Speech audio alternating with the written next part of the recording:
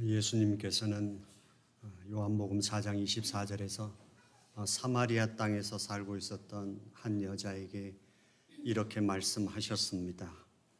하나님은 영이시니 예배하는 자가 영과 진리로 예배할지니라. 오늘 우리도 이 세상에서의 모든 관심과 열정 그리고 편견과 차별을 내려놓고 영과 진리로 부활절 두 번째 주일 예배를 드리겠습니다. 축복송을 부르시겠습니다.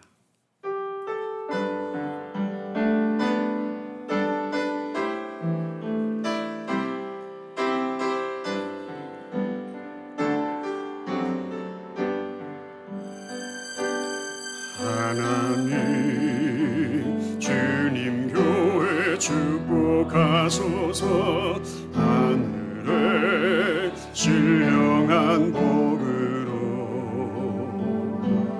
하나님 주님 교회 축복하소서. 땅에 기름진 복으로 가득히 채워주소서. 가득히 채워주소서. 주님의 사랑 주님의 평안 주님이 주시는 기쁨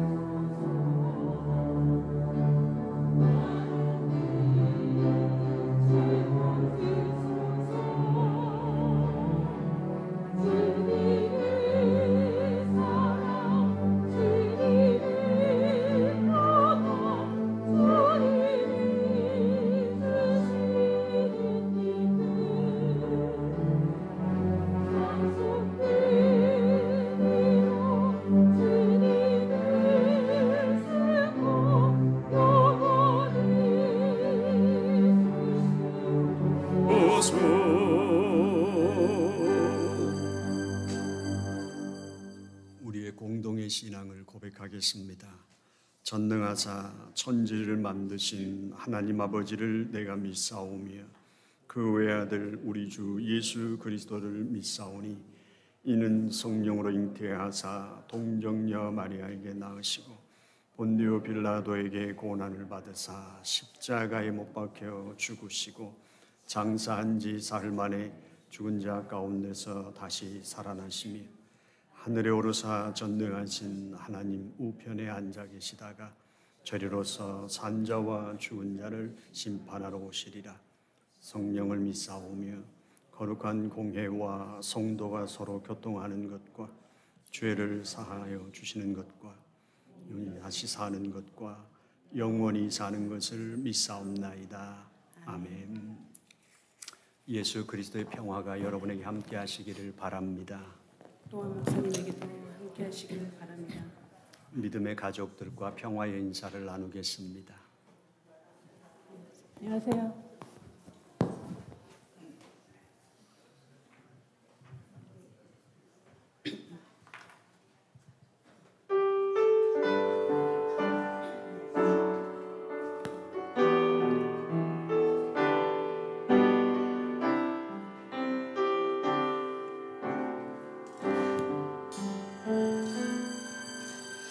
우리 주는 위대하며 능력이 많은 지혜 불근하며 인자는 영원하도다. 상한 자를 고치시며 상처를 싸매시도다. 별들의 수를 세시며 이름을 붙이셨도다. 그가 구름으로 하늘을 덮으시며 땅을 위하여 비 준비하시니 예루살렘아 여호와를 찬송할지어다. 내 하나님을 감사함으로 그 앞에 나가며 주님제 앞에 경배하리. 우리 주는 위대하며 우리 주님 위대하며 능력이 많으시도다. 능력이 많으시도다. 그의 지혜 무궁하며 인자는 영원하도다. 상한 자를 고치시며 상처를 싸매시도다. 별들의 수를 세시며 이름을 붙이셨도다. 그가 구름으로 하늘을 덮으시며 땅을 위하여 비 준비하시니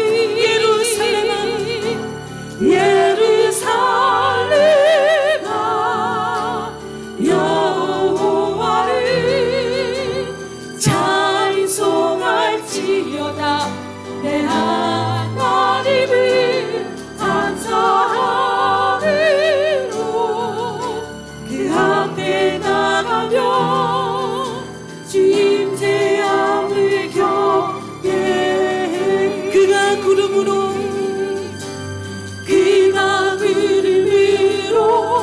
하늘을 덮으시며 땅을 위하여 비 준비하시니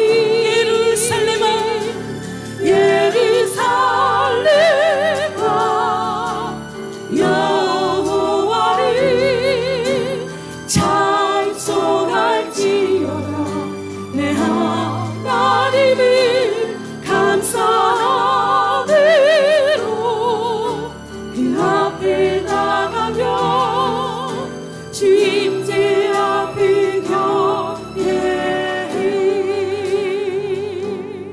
아멘.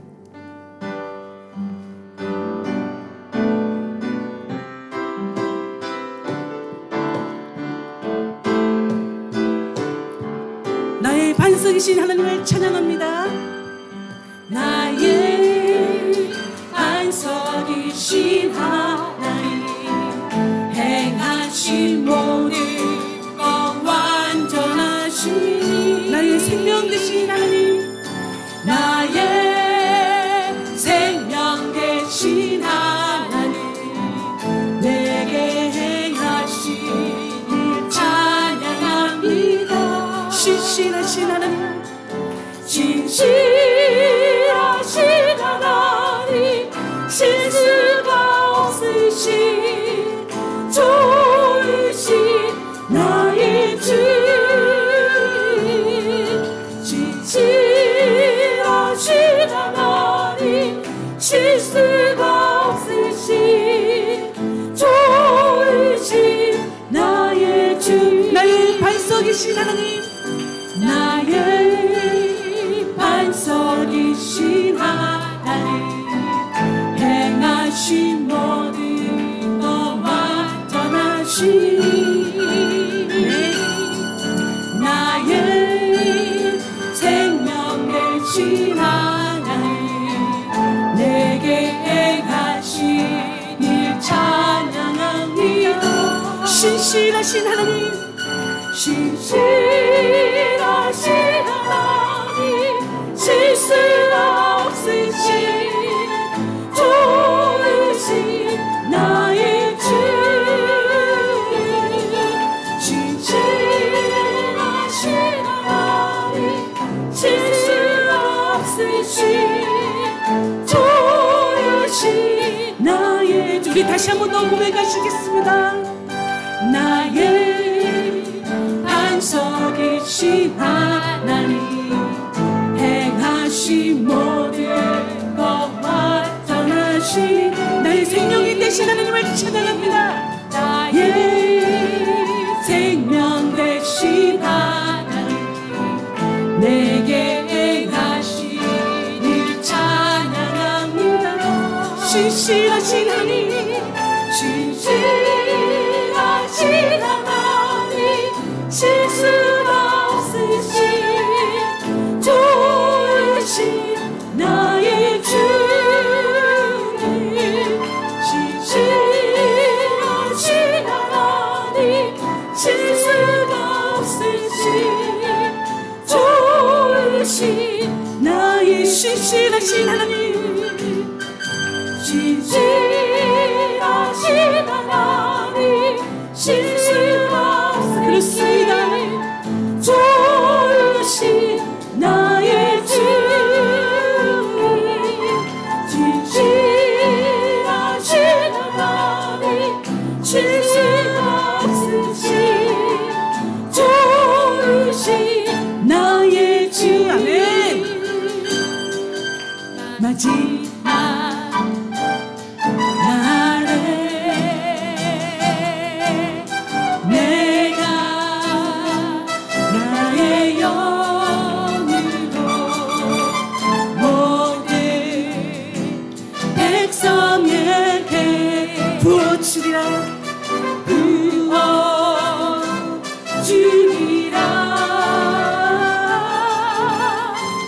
자녀들은 내어갈 것이요, 정령들은 환상을 보고, 아비들은 꿀을 끓이라 지령이 많아.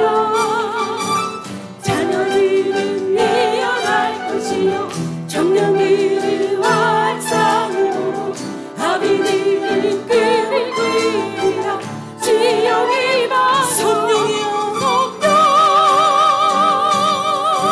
성령이여 임하소서. 하소서. 네, 성령이여, 성령이여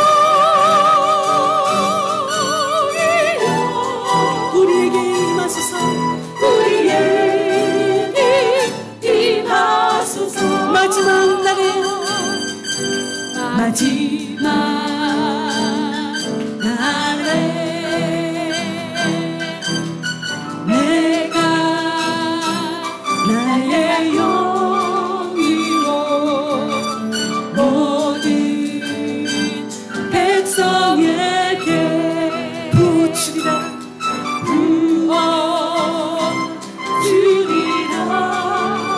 자녀들은 내어갈 것이요, 자녀들은 내어갈 것이요, 정령들은 환상을 보고, 자비들은 꿈을 꾸리라 주의 영이 하여. 자녀들은 내어갈 것이요, 자녀들은 내어갈 것이요, 정령들은 환상을 보고, 아비들은 꿈을 꾸리라 주의 영이 하여. 성령이여, 성령이여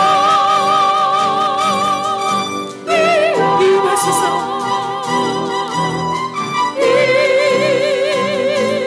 하소서. 아멘. 성령이여, 성령이여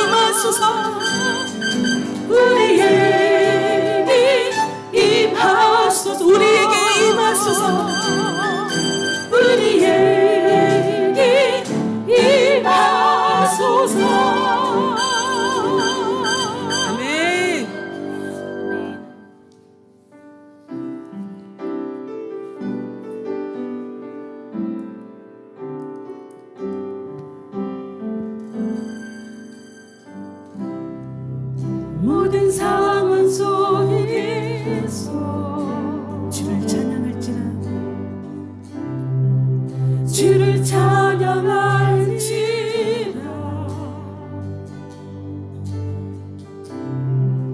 주는 너의 큰 사랑을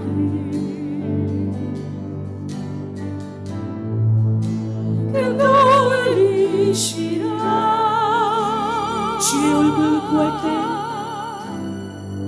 주의 얼굴 구할 때 주의 영을 부사 주의 영을 부사 크신 사랑 안에서 주를 보게 하소서. 주를 보게 하소서. 내 영혼이 확정되고 내 영혼이 확정되고 확정되어 싸우니 믿음의 눈들어 주를 바라봅니다. 내 영혼이 확정되고 확정되어 싸우니 믿음의 눈들어 주를 바라봅니다. 모든 상황 속에서 모든 상황 속에서 주를 찬양할지라. 주를 찬양할지라.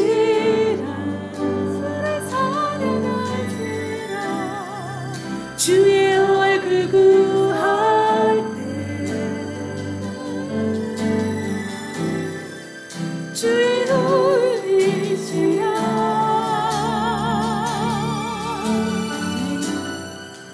주의 얼굴 구할 때 주의 영을 부사 주의 영을 부사 크신 사랑 안에서 크신 사랑 안에서 주를 보게 하소서. 주를 보게 하소서. 내 영혼이 확정되고 내 영혼이 확정되고 확정되어 싸우니 믿음의 눈들어 주를 바라봅니다. 내 영혼이 확정되고 확정되어 싸우니 믿음의 눈들어 주를 바라보. 믿음의 눈. 내 영혼이 확정되고 확정되어 싸우니 믿음의 눈들어 주를 바라봅니다. 내 영혼이 확정되고 확정되어 싸우니 믿음의 눈들어 주를 바라. 우리 다시 한 번 더 고백드리겠습니다. 내 영혼이 확정되고 확정되어 싸우니 믿음의 눈들어 주를 바라봅니다. 내 영혼이 확정되고 확정되어 싸우니 믿음의 눈들어 주를 바라봅니다. 하나님 나라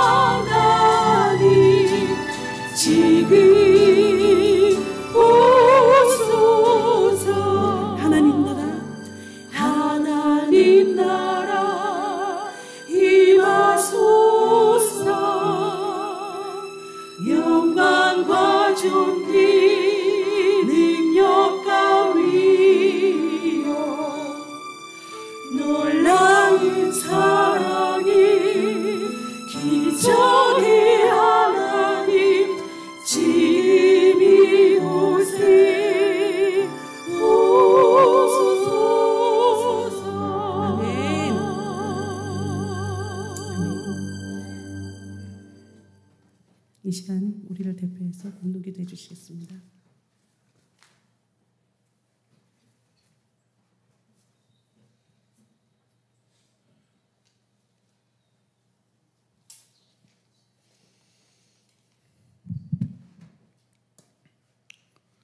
사랑과 은혜가 풍성하신 우리 주 하나님 아버지, 이 복된 주님의 날 허락하시고 주님의 몸된 제단에서 예배드리게 하시는 은혜 감사합니다. 지난주 저희는 사망 권세를 이기신 주님의 부활을 기뻐하고 찬양하는 예배를 드렸습니다. 우리를 구원하시기 위해 행하신 그 역사에 감사로 드려지는 이 시간, 이 예배를 통해 존귀와 영광 또한 받아 주시옵소서. 오나옵나니 우리로 부활의 신비를 깨닫게 하시고 주님께서 불의한 세상에 대하여 정의와 진리를 외치셨던 것 같이 심지어 죽음의 권세까지 이기시고 부활하신 그 주님을 믿음으로 우리도 이 땅에서 세상을 담대히 이길 줄 믿습니다. 종국에는 주님께서 원하시는 장성한 믿음의 그릇들로 하나님의 군사들로 좋게 쓰임받는 이 길벗교회와 모든 성도가 되도록 인도하여 주시옵소서. 주님의 핏값으로 세워진 이 길벗교회를 기억하시고 각 기관과 모든 직분을 맡은 자들에게 함께 하시며 부활의 참 신앙을 가지고 겸손히 잘 섬기는 자들로 축복하여 주시옵소서. EM과 YM, CM을 돌아보시고 세대와 믿음을 잇는 그 귀함을 인식하게 하시며 헌신하는 교육자 또한 은혜에 충만하게 하여 주시옵소서. 이 시간 말씀을 전하실 목사님, 주님의 장중에 붙으시사 능력과 생명의 말씀으로 우리가 큰 은혜를 경험하는 귀한 시간이 되게 하여 주시옵소서. 하나님의 성호를 찬양하는 성과대와 찬양당 축복하시고 그들 영혼 깊은 곳에서 울려나는 하나님의 기쁨과 소망을 발견하고 누리는 삶 허락해 주시옵소서. 한국을 방문적인 길벗, 문상으로 출타 중인 길벗, 그리고 군 입대를 위해 발걸음을 내딛는 길벗들이 있습니다. 모두 기억하시고 그 거하는 곳에서 하나님이 함께 하심으로 요셉에게 임했던 형통함의 축복이 저들과 오늘 이 자리 우리에게 함께하는 은혜 내려 주시옵소서. 오늘 행해지는 성찬 예식에서 나를 기억하고 기념하라 하신 주님이 주신 떡과 잔을 마시고 듭니다. 우리에게 주님의 뜻을 헤아리는 지혜가 따르게 하시고 십자가에서 부활하신 주님이 우리에게 진정으로 바라는 것, 옛사람을 벗어버리고 새 사람으로 새 부대로 주님의 기쁨으로 부활하는 기보심을 깨닫게 하여 주시옵소서. 우리 주 예수 그리스도의 이름으로 감사하며 간절히 기도합나이다.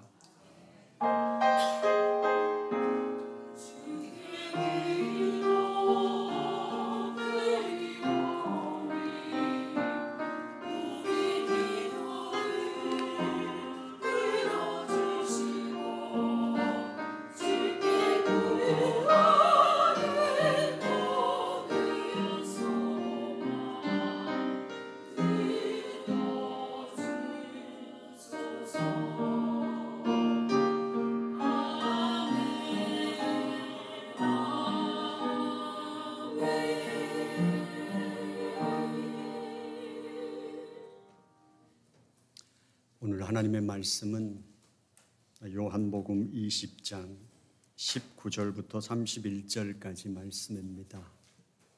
요한복음 20장 19절부터 31절까지 말씀을 교독하겠습니다. 이날 곧 안식 후 첫날 저녁 때에 제자들이 유대인들을 두려워하여 모인 곳에 문들을 닫았더니 예수께서 오사 가운데 서서 이르시되 너희에게 평강이 있을지어다.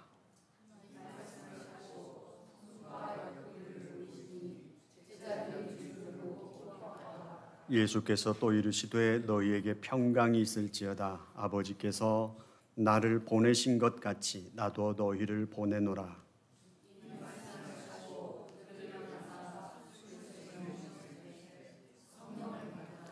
너희가 누구의 죄든지 사하면 사하여질 것이요 누구의 죄든지 그대로 두면 그대로 있으리라 하시니라.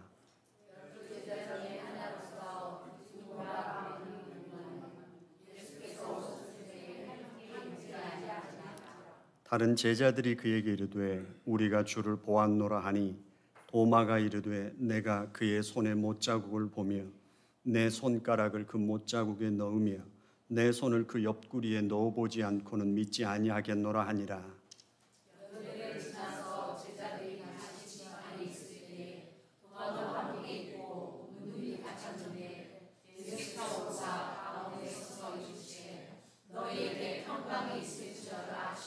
도마에게 이르시되 내 손가락을 이리 내밀어 내 손을 보고 네 손을 내밀어 내 옆구리에 넣어보라.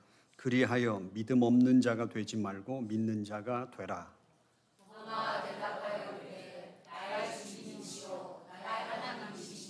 예수께서 이르시되 너는 나를 본고로 믿느냐 보지 못하고 믿는 자들은 복되도다 하시니라.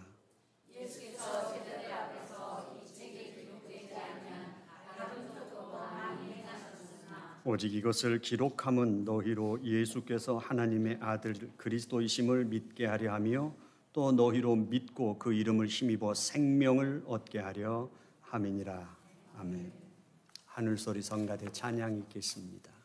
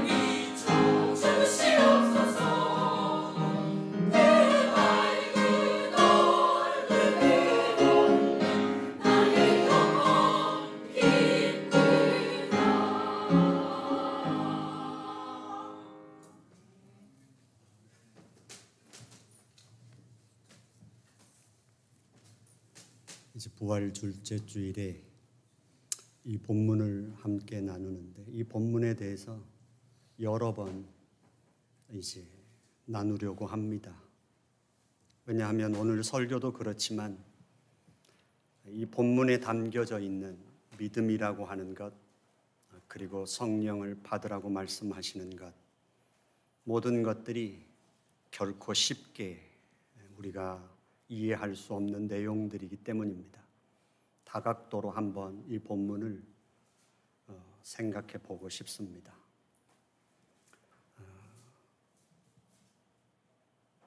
우리가 죽음이라고 하는 것, 그것은 늘 우리의 현실 속에서 목격하고 있지만, 그러나 나에게도 죽음이 있다는 사실을 우리는 그렇게 실제적으로 받아들이고 살진 못하고 있죠.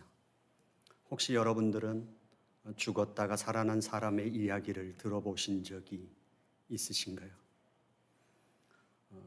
삶과 죽음에 대한 분명한 증명이 이루어지지 않았던 고대 사회 속에서는 그런 이야기들이 전설처럼 들렸던 것이 사실이기도 합니다. 그러나 현대 사회 속에서는 의학에 의해서 인간의 생명과 죽음에 대한 규명이 돼 있고, 그리고 그 죽음이 언제 닥치는지에 대해서 환자의 죽음을 예견해 주기도 합니다. 그리고 준비할 시간을 주기도 하죠. 성경에서, 최소한 신약 성경에서만 내서도 예수님과 연관된 죽음과 관계된 이야기가 3군데 있습니다. 이제 회당장 야이로의 딸의 사건이 있고, 나인성 과부의 아들의 사건이 있고, 나사로의 죽음의 이야기가 있습니다.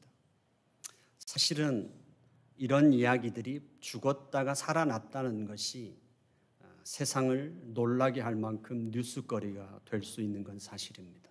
그런데 예수의 죽음과 부활의 사건이 이것들과 동등한 사건이냐 하는 것에서는 분명히 본질적으로 다르다는 사실입니다.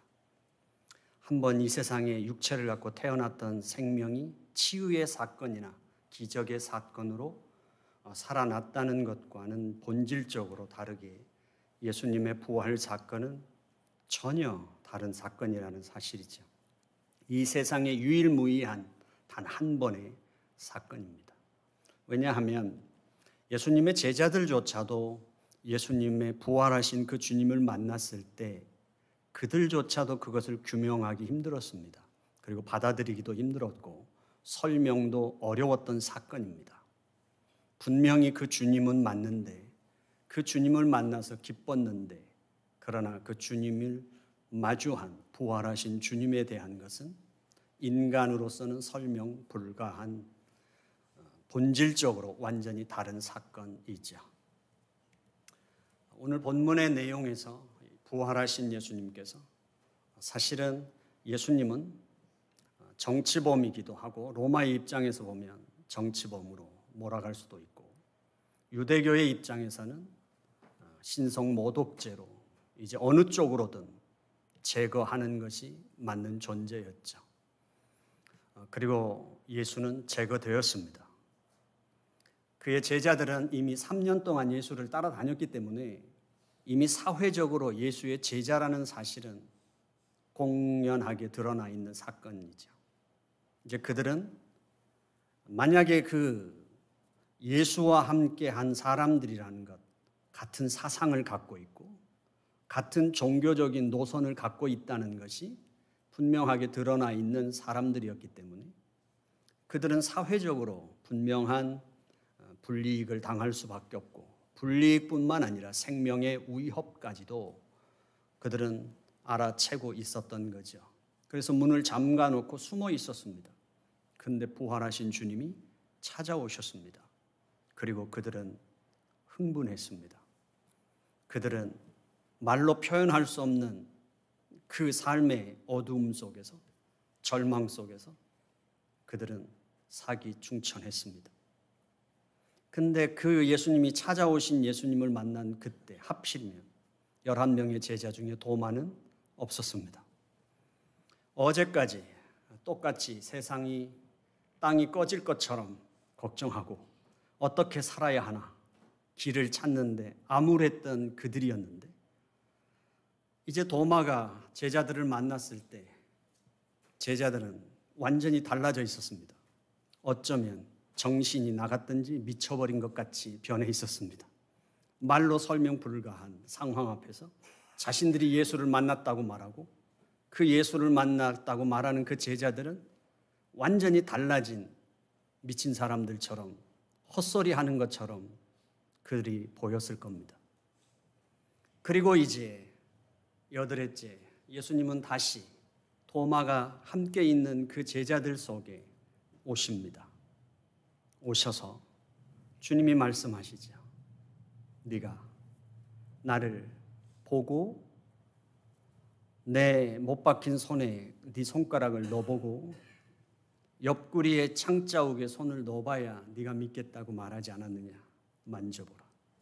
사실은 도마는 그 미친 것 같은 제자들의 헛소리 앞에서 그는 과하게 반응했던 것이 사실이죠. 우리가 늘 세상에서 그런 것처럼 내 눈에 흙이 들어가기 전에는 안 돼 라는다든지 내 손에 장을 지질 거야 뭐 이런다든지 그 표현에 버금가게 과하게 표현했던 게 사실입니다. 나는 그 주님이 살아 돌아오셨다면 그 못 박힌 손에 내 손가락을 넣어보기 전에는 난 안 믿어. 그 옆구리에 내 손을 넣어보기 전에는 난 안 믿어 라고 말했던 것이 사실이죠. 주님이 말씀하십니다. 넣어볼래? 도마가 넣어봤을까요? 넣었을까요? 안 넣었을까요? 저는 안 넣어봤을 거라고 생각합니다. 성경은 말하지 않지만 근데 도마가 이제 나의 주님, 나의 하나님이라고 말하죠. 근데 여기서 우리는 예수 믿는 사람들이 빠질 수 있는 극단의 두 가지의 길이 있습니다.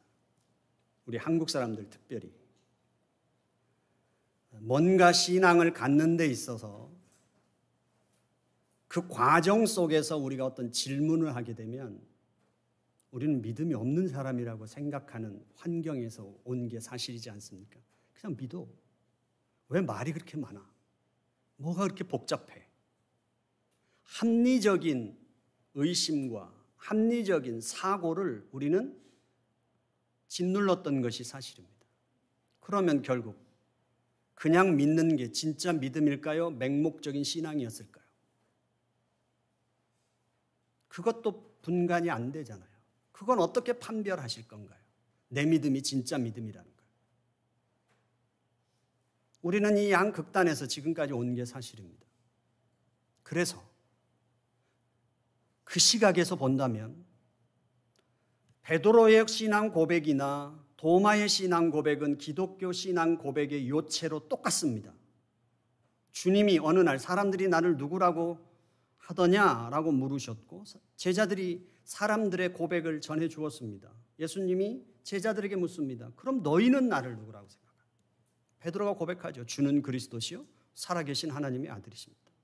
그걸로 베드로는 영웅이 됐습니다. 천주교에서는 이제 교황이 된 거잖아요. 영웅이 됐어요. 그런데 도마는 의심하는 제자라는 별명이 붙어버렸어요. 똑같은 고백을 했는데 왜 그랬을까요?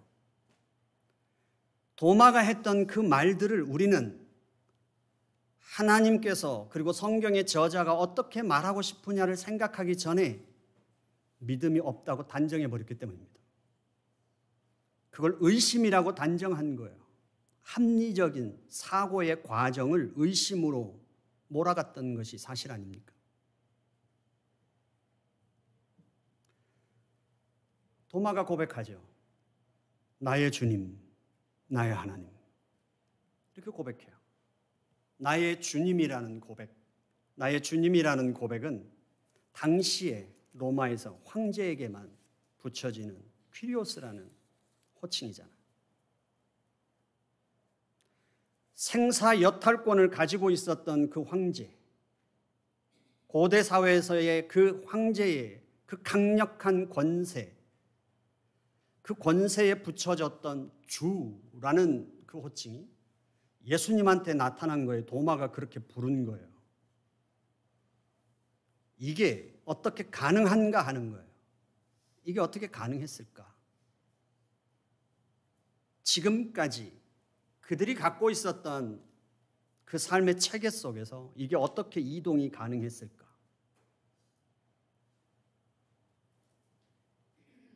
얼마 전만 해도 그들은 그 주님을 따랐지만 고난 앞에서 죽음 앞에서 도망갔습니다. 그리고 주님이 떠난 그 시간은 그들에게 암흑의 시간이었고 절망의 시간이었습니다. 그런데 지금 부활하신 주님을 만나고 도마가 고백했던 건 나의 주님, 황제에게 사용할 수 있는 그 호칭을 어떻게 사용할 수 있었을까 하는 거죠. 어떻게 가능했을까? 그리고 우리는 지금 예수님을 주님이라고 부를 때 도대체 어떤 내용을 갖고 부르고 있느냐 하는 거죠.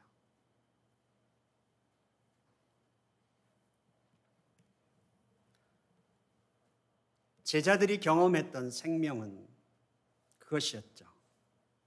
당시에 세상과 그 세상을 지배하고 있던 로마에서 이 세상이 돌아가는 원리, 그 원리가 무엇이었는지 그들은 알고 있었습니다. 그 힘의 원리, 세상을 주도하는 원리.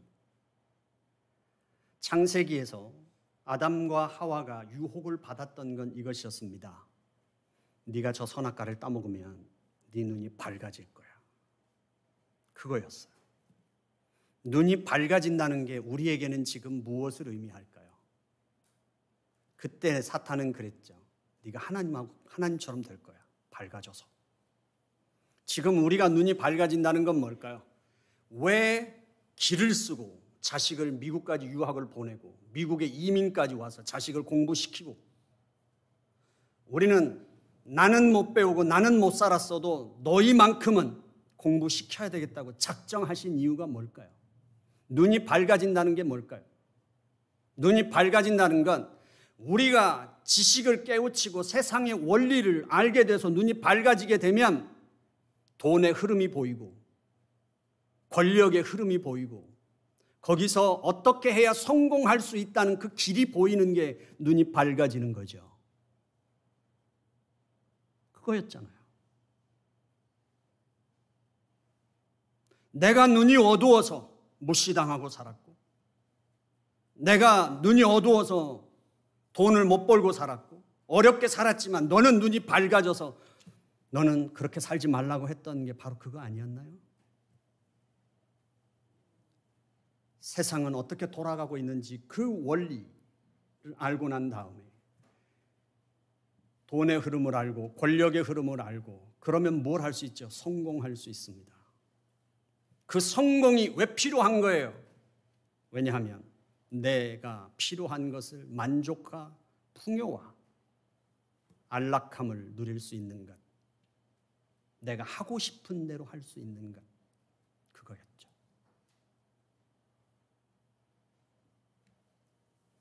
제자들이 그 속에서 두려워하고 있었습니다. 그 힘을 알았기 때문에.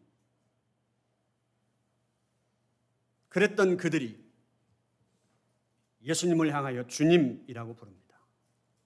어떻게 가능했습니까? 그들이 보았던 것. 진정한 생명의 주관자는 예수이라는 사실을 알았죠.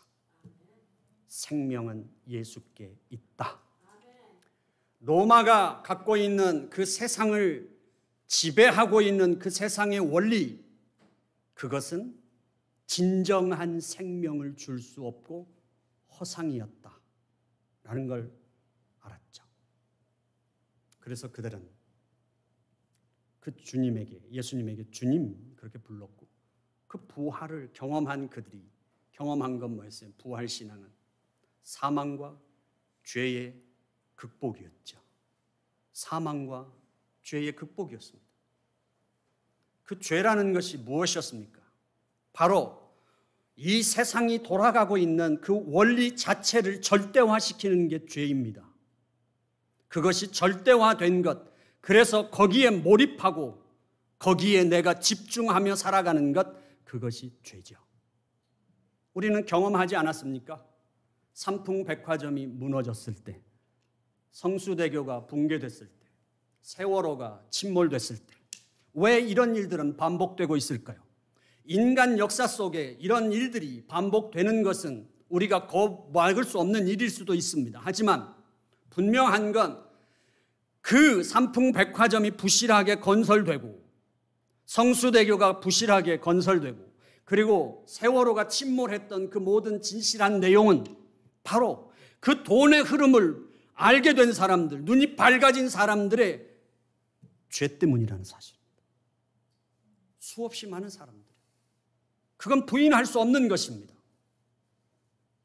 정의가 아니라 생명이 아니라 이 세상에 눈이 밝았던 사람들이 저질렀던 죄였고 우리는 그것을 알고 있는 자들이며 그것에 대해서 두려워하는 자들이었어요. 그리고 지금도 우리는 힘을 발휘하고 있는 그 속에서 살아가고 있습니다. 과연 우리는 예수님을 주님으로 부르며 살아가는 우리의 신앙은 어떻습니까? 여러분들의 가치관을 보면 여러분들이 말로 뭐라고 표현하든 여러분들의 실제적인 가치관이 결정해 주는 거 아닐까요? 그건 말해 주는 걸 겁니다. 여러분들의 세계관이 그것을 답변해 주는 게 아닐까요? 어디에 가치관이 있는지. 생명이 예수 안에 있다는 것, 생명이 예수께 있다는 걸 본 제자들은 그때 이제 사도행전에 가면 동일한 핍박을 받습니다. 동일한 위협을 받아요. 생명의 위협을 동일하게 받습니다. 그들을 감옥에 넣을 수도 있고 석방시킬 수도 있고 그들을 죽일 수도 있고 살릴 수도 있는 상황이 사도행전 초반부에 나오지 않습니까? 그때 그들이 이렇게 고백합니다. 우리가 사람을 기쁘게 하랴 하나님을 기쁘게 하랴. 알았죠? 우리는 어떨까요? 그 생명을 경험한 자들, 그 생명이 예수께 있다는 걸 아는 자들에게 나타나는 삶의 모습은 무엇입니까? 그것은 우리가 모든 것이 하나님이 생명을 주관하신다고 믿는다면, 창조주 하나님을 믿는다면 우리는 온 세상의 우주 만물의 생명이 다 하나님의 창조 세계의 가치로 우리에게 다가올 것입니다. 사소한 것과 가치 있는 것이 따로 있지 않다는 거예요. 큰 것이. 세상에서는 그렇죠. 예수 믿는 사람들은 바로 하나님의 생명을 경험한 자들의 고백이고 그게 영안이 열린 거지만 세상을 살다 보면 나이가 들어간다는 것은 무엇으로 나타나십니까?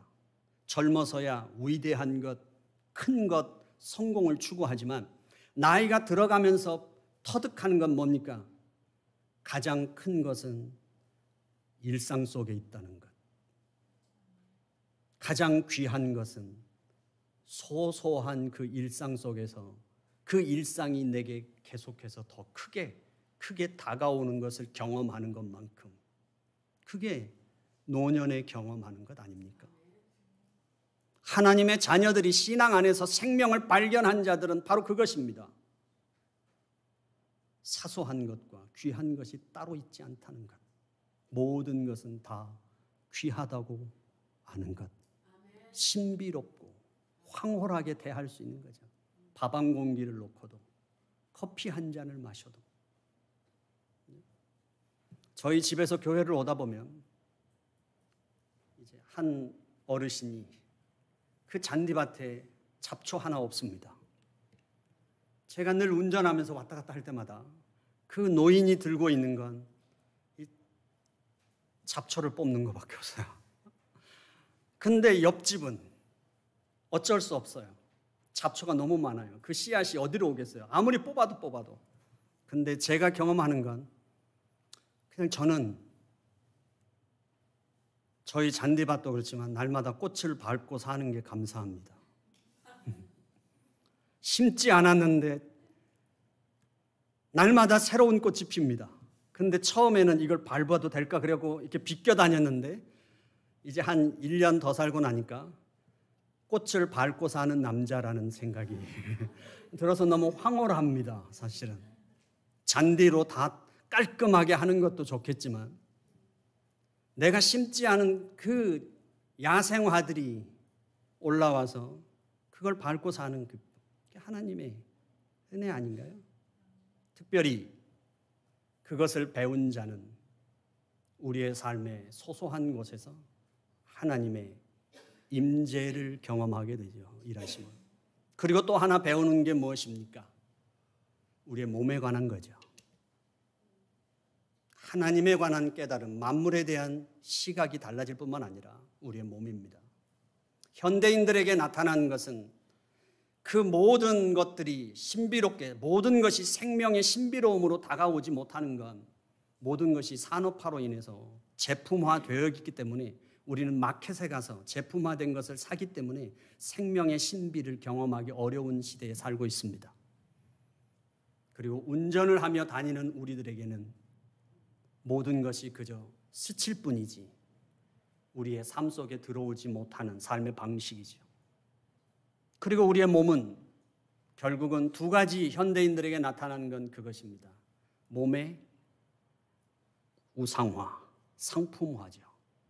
그리고 몸에 대한 소외입니다. 몸의 우상화가 무엇입니까? 아름다워야 한다. 예뻐야 한다. 남자들은 어떤 여자를 가장 좋아할까요? 모든 남자가 좋아하는 제1순위, 그게 뭘까요? 예쁜 여자이죠. 뭘 생각하세요? 예쁜 여자. 무슨 말을 설명해도 남자의 시선을 사로잡는 첫 번째 기준은 예쁨이죠. 달라지지 않습니다. 그래서 기꺼이 성형대 위에 앉는 겁니다. 성형수술을 과감하게. 그것의 인간의 저변의 두려움은 뭡니까? 내가 늙어서 주름살 생기고 내가 허리둘레가 두꺼워지면 내 남편이 딴 여자한테 관심 갖지 않을까라는 그 끝없는 두려움. 그것만 확실하게 해소된다면 누가 성형수술대 위에 앉겠습니까? 거기에 누가 누울까요? 현대사회를 살아가면서 우리 인간이 갖고 있는 그 몸에 대한 우상화. 또 하나는 소외입니다. 그래서 우리는 그렇게 하죠. 육체 노동하는 사람과 넥타이 매고 사무실에서 일하는 사람과 뭔가 결정권을 가진 사람과 지시를 받는 사람, 그것에 차별을 두기 시작합니다. 그래서 내 자식은 그래도 멀끔하게 옷을 입고 그런 직장에 다녔으며, 그러나 우리 모두는 하나님 안에서 생명을 경험한 자들은 모든 것은 똑같다. 하나님의 창조된 고귀한 존재라는 사실. 그래서 우리는 생명을 경험한 자들은 압니다. 우리의 몸은 하나님의 생명이 활동하는 장소이다. 하나님의 생명이 활동하는 장소라면 누가, 그것을 아는 자가 누구의 타인의 육체에 폭력을 가할 수 있으며 누가 자기 스스로에게 자학을 가할 수 있을까요? 그러나 우리의 몸은 또한 구원받아야 할 몸이기에 그 몸에 대한 경계심은 놓지 않습니다. 몸의 끝없는 그 본성을 따라가지 않고 그 몸이 하나님의 생명이 충만하게 활동할 수 있는 곳으로 우리는 늘 우리의 몸을 깨우는 자들입니다. 도마가 고백하죠. 나의 주님, 나의 하나님. 주님이 말씀하십니다. 너는 본고로 믿느냐? 보지 않고 믿는 자들은 복되다. 이것 때문에 우리는 도마가 예수님한테 혼났다고 생각하고 도마는 믿음이 없다고 생각하지만 결코 그렇지 않습니다. 지금 요한이 이 요한복음을 쓰고 있을 때는 주후 100년쯤입니다. 이미 주님의 제자들은 다 죽었습니다. 요한이 살아있을 뿐입니다. 이제 실제적으로 주님을 따랐던 그 제자들이 죽고 난 후에 요한이 주고 싶었던 그 시대의 메시지는 이것이었을 겁니다. 이미 죽은 예수님을 본 자보다, 부활하신 주님을 경험한 자들보다 예수님을 경험하지 못하고 만나보지 못하고 예수를 믿게 된 사람들이 훨씬 많아진 그 시대의 상황 속에서 요한이 주고 싶었던 메시지는 무엇입니까? 도마에 대한 책망이 아니라 그 시대의 성도들을 향한 위로였고 격려였습니다. 여기서 보고 믿었느냐 보지 못하고 믿느냐에서 방점은 받느냐 못 받느냐가 문제가 아니라 믿음이라는 것입니다. 보고 믿은 제자들도 있었고 보고 믿은 500의 형제도 있었지만, 그러나 중요한 것은 보고 믿은 그 제자들이나 보지 않고 믿은 그 초기 기독교인들이나 모두가 다 동일하다는 사실이죠. 나의 주님이라는 그 고백 속에는 이미 보지 못한 제자들이라 할지라도, 보지 못한 하나님의 백성들이라 하더라도 이미 다시 부활하신 그 생명을 가지고 계신 그 예수에 대한 고백, 믿음, 그 확신이 그들에게 이미 담겨져 있기 때문입니다. 이미 그것이 담겨져 있지 않다면 봤느냐 보지 못했느냐의 문제가 아니라 믿음이 생길 수 없기 때문입니다. 예수님을 따랐던 제자들이 주님을 믿었습니다. 그리고 지난 수천 년의 역사 속에 주님을 보지 못하고 믿은 자들의 신앙의 여정이 우리에게까지 왔고, 우리도 지금 보지 못하고 그 생명의 주인이신 예수님을 믿습니다.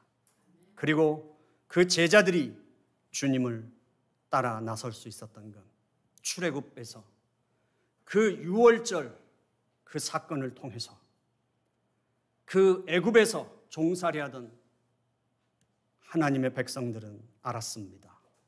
생명의 주인이 바로가 아니라 하나님이라는 사실을. 그리고 그들은 애굽을 떠날 수 있었습니다. 그리고 제자들은 경험했습니다. 생명의 여탈권을 로마가 갖고 있지 않고 주님이 갖고 계신, 그분이 역사의 주인이시라는 사실을 우리는 믿습니다. 베드로와 요한이 성전 미문 앞에 앉아있던 그 안전뱅이를 향하여, 지금까지는 그저 안전뱅이였고 그에게 필요한 것은 하루 세 끼 식사였을지 모르지만 그 제자들이 먼저 그를 주목하여 보았고 알았습니다. 자신들 속에 뭐가 있는지. 그들이 세상의 것을 줄 수 있는 게 없었다지만 자기들 속에 하나님의 생명이 들어있다는 걸 알았습니다. 그리고 그들에겐 보였습니다. 그 안전뱅이가 불쌍했던 건 세상의 것을 소유하지 못한 소의 계층이라서가 아니라 하나님의 생명이 없다는 사실을. 그래서 제자들은 말합니다. 네가 원하는 건 줄 수 없지만 내게 있는 것으로 네게 준다. 일어나 걸어라. 육체의 질병에서 고침받은 것보다 더 그에게 황홀한 건 하나님의 자녀가 됐다는 것. 그 영원한 생명에 들어갔고 그는 성전에 들어갑니다. 그리고 그는 하나님과 함께하죠. 우리는 이 세상에 그것을 믿는 자들이고 그것을 내가 어떤 존재인지를 알고 또한 세상에 내가 뭘 주어야 하는지를 아는 자들입니다. 오늘 성찬 예식에 참여하는 우리 길벗교회 가족들이 이 성찬 예식에 대한 진정한 의미를 우리가 알고 하나님 안에서 여러분들이 기뻐할 수 있는 하나님의 자녀들이 되기를 주님의 이름으로 축원합니다. 기도하겠습니다. 하나님 아버지 감사합니다. 하나님 주일날 주님 앞에 예배할 수 있는 은총 주시고 부활하신 주님을 경험하는 것이 무엇인지, 우리에게 생명이 주어지는 것이 어떤 것인지 깨닫게 하심을 감사합니다. 아버지 하나님, 이 성찬 예식에 참여하는 우리 길벗교회 가족들에게 아버지, 세상의 권세가 보이고 눈이 밝아져 세상에 대해서 안다 하더라도 아버지 하나님, 우리의 진정한 눈이 밝아져 이 세상을 두려워하지 않으며 세상에 짓눌리지도 않으며 세상에 갇히지도 않으며 오히려 그 세상을 생명으로 그 문을 열 수 있는 주의 자녀들 되게 해 주시옵시고 우리 길벗교회가 되게 하여 주옵소서. 예수님의 이름으로 기도드려 싸움나이다. 아멘. 이제 성찬 예식을 거행하겠습니다. 이 성찬 예식은 주님께서 정하신 것입니다.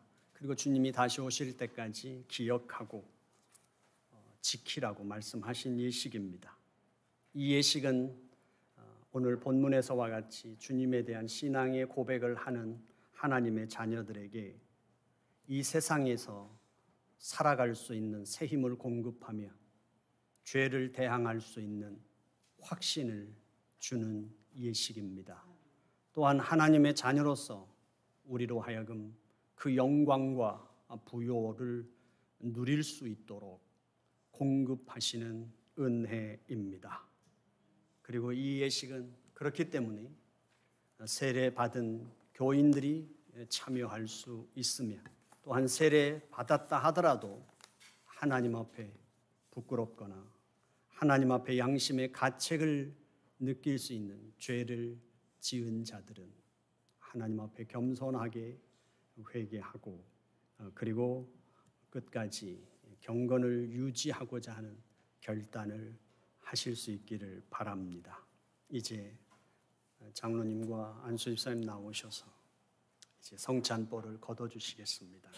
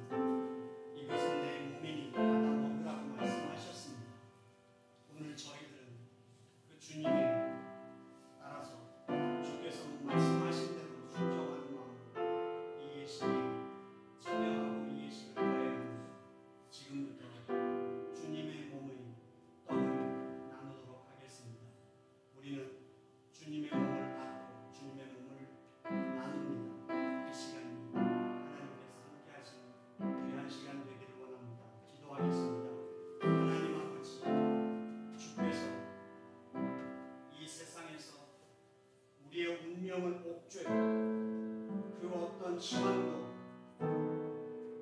우리에게서 가능하지 않도록 우리를 옥죄고 있었던 사망과 죄의 권세 아래서 주께서 제물이 되시고 우리에게 진정한 자유와 생명을 허락해 주시는 귀한 예식에 저희들이 참여합니다. 그 주님의 몸을 나눕니다. 주님, 우리의 육체가 예수 그리스도와 그 예수 그리스도의 부활의 생명으로 저희들이 승리할 수 있도록 인도해 주시옵소서. 우리의 죄된 육체의 본성을 이기고 예수 그리스도의 그 영원한 생명이 우리 안에서 충만하게 하여 주옵소서. 예수님의 이름으로 기도드렸사옵나이다.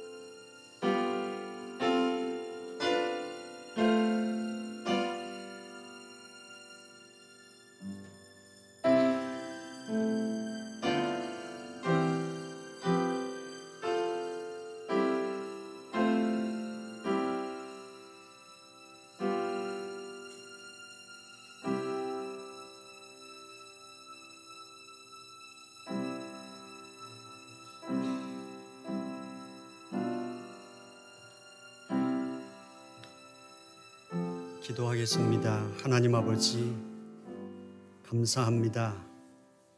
우리가 주님의 살과 피를 나눈 믿음의 가족이 되게 해주신 주님 감사합니다. 주님 안에서 우리는 형제요, 자매로서 이 시대에 희망이 되게 하시고, 아버지 하나님, 세상에 소망을 주는 교회가 되게 해 주옵소서. 아버지 하나님, 저희 가운데 이 시대를 부러워하지도 말게 하시고, 이 세상을 저희들이 부끄러워하지도 않게 하시고, 아버지 하나님, 하나님의 자녀로서 그 영광과 존귀함으로 살아갈 수 있도록 축복해 주옵소서. 예수님의 이름으로 기도드려 싸움나이다. 아멘. 믿음의 가족들과 인사하겠습니다. 끝까지 안 버릴게요. 인사하겠습니다.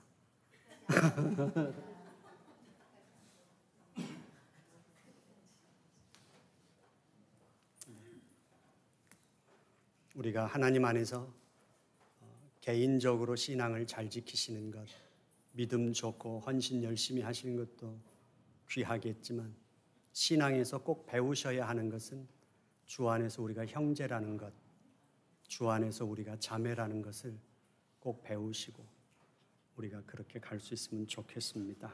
찬송 부르겠습니다.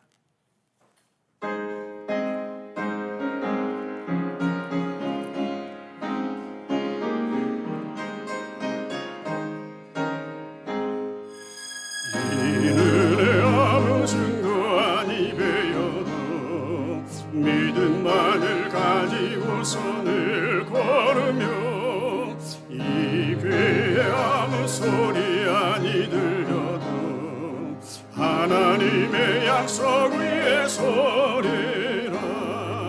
걸어가세 믿음 위에 서서 나가세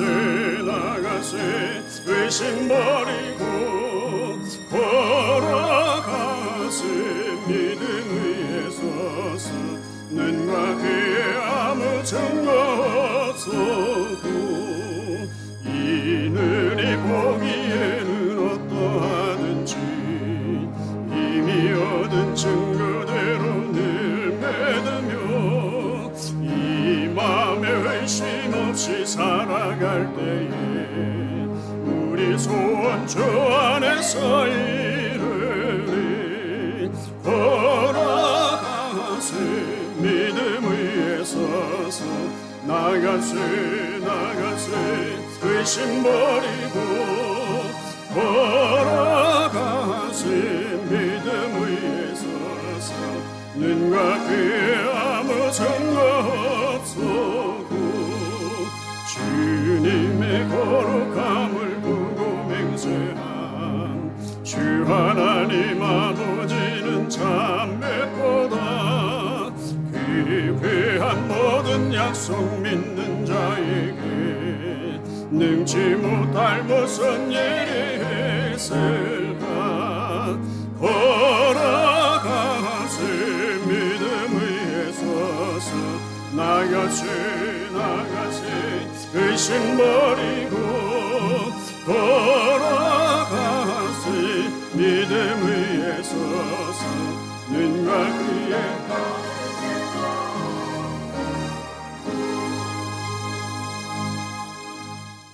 하나님 아버지, 감사합니다.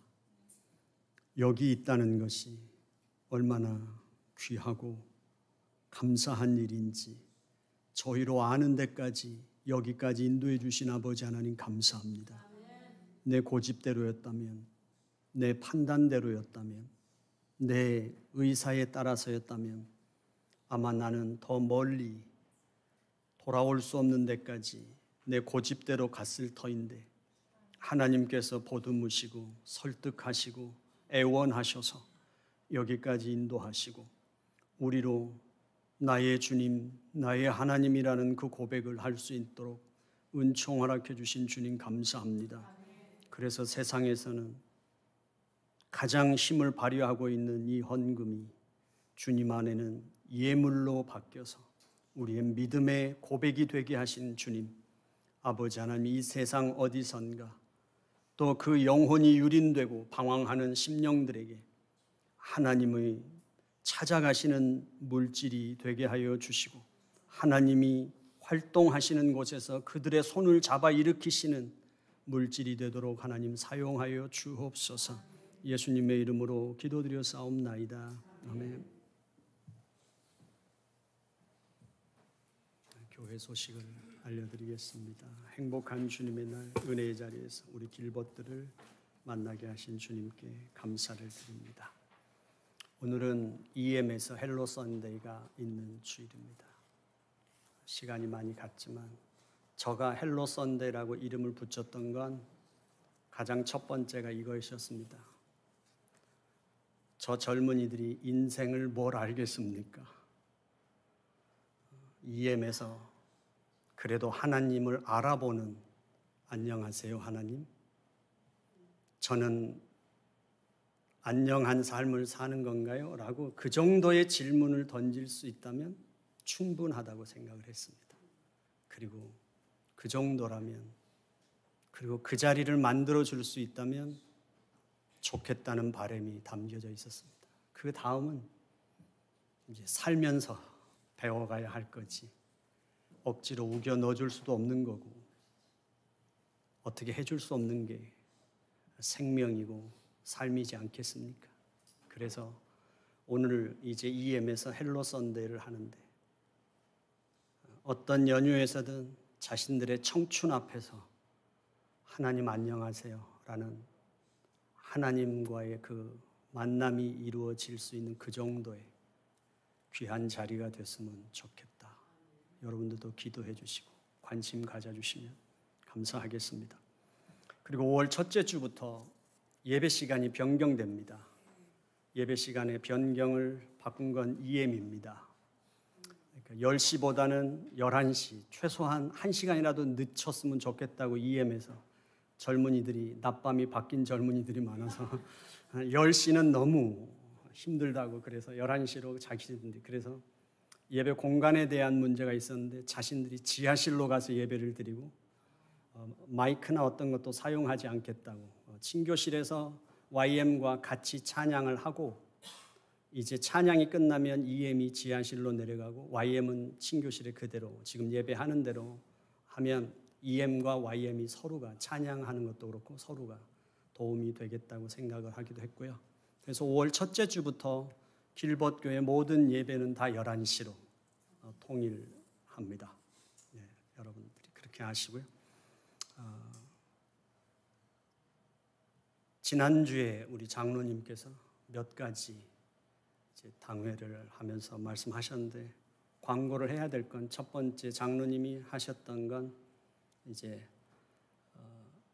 코로나가 다 끝났기 때문에 마이크를 같이 사용해도 별 문제가 없기 때문에 이제 교회가 모든 예배 순서를 맡아서 담당하시는 분들은 이 강단에 올라와서 다 이렇게 하신 걸로 원래대로 이제 돌아가자고 말씀하셨습니다. 그래서 혹여라도 이제 교회가 분명하게 아랫강대상, 윗강대상 이런 게 없이 장로님께서는 남자든 여자든 어린아이든 어른이든 상관없이 직분과도 상관없이 교회가 예배 순서를 담당시켰다면 이 강단에서 그 순서를 하도록 하는 것이 맞다고 장로님께서 이제는 코로나가 끝났으니까 원래대로 돌려놓자고 말씀하셨습니다. 그래서 여러분들께서 그렇게 하시고 혼선이 없으셨으면 좋겠습니다. 네. 그리고 장로님이 말씀하신 두 번째는 친교 시간에 그래도 교회 공동 친교인데 그래도 누군가 공동으로 친교를 시작하기 전에 기도를 하고 식사를 하는 것이 맞지 않겠냐고 그렇게 말씀하셨습니다. 그건 제가 어떤 그런 규칙이나 이런 걸 잘 안 지키는 제 문제라서 그래서 우리 장로님의 말씀은 그래도 이제 안수 집사님들이 잘 하고 계시니까 누군가가 할 수 있는 분이 있으면 좋지만 그렇지 않다면 그래도 안수 집사님들이 돌아가면서라도 공동 기도는 꼭 하고 식사했으면 좋겠다는 말씀을 하셔서 알려드리고 이제 그렇게 조정해 가도록 하겠습니다. 우리 다 같이 자리에서 일어나셔서 파송의 노래를 부르겠습니다.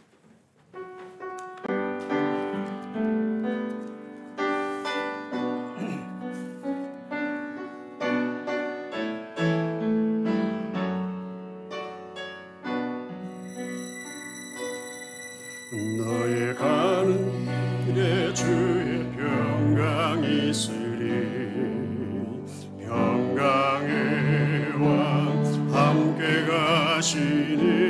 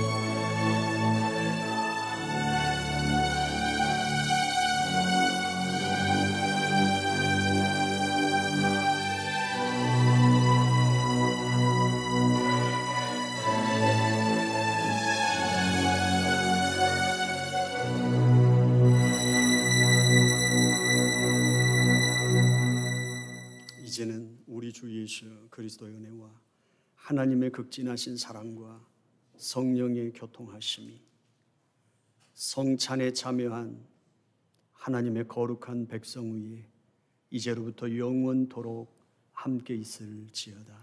아멘.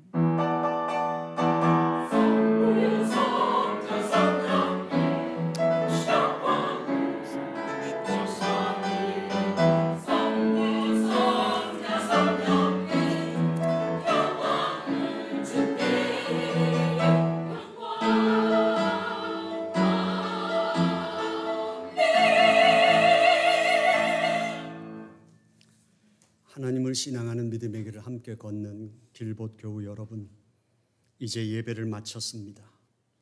기쁨과 평화의 사람으로 각자의 삶으로 흩어지십시오. 거기서 감당해야 할 일들이 많습니다. 혹시 거기에 오래 머물기를 바라는 순간도 있을 것이고 빨리 벗어났으면 하는 순간도 있을 것입니다. 하지만 어떤 상황에서라도 하나님의 약속을 붙잡으면서 살아가십시오. 예수 그리스도의 이름으로 아멘.